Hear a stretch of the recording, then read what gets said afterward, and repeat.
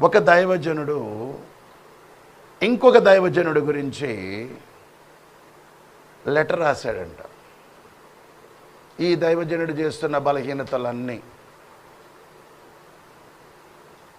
తర్వాత ఇద్దరు ఆయన ఆ లెటర్ అక్కడ పెట్టేసుకొని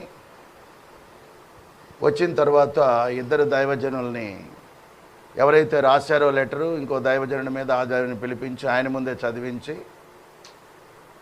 దైవజనుడు భక్సింగ్ గారు చేసింది ఏంటో తెలుసా?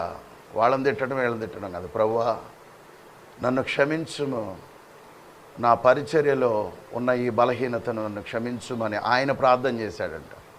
ఇంకొక దైవజనుని గురించి ఉత్తరము రాస్తే వాళ్ళిద్దరిని గద్దించకపోగా మోకరించి, అది కూడా అందరూ చూస్తూ ఉండగా, ప్రభువా నా తప్పును నన్ను క్షమించుము, నేను సరిగా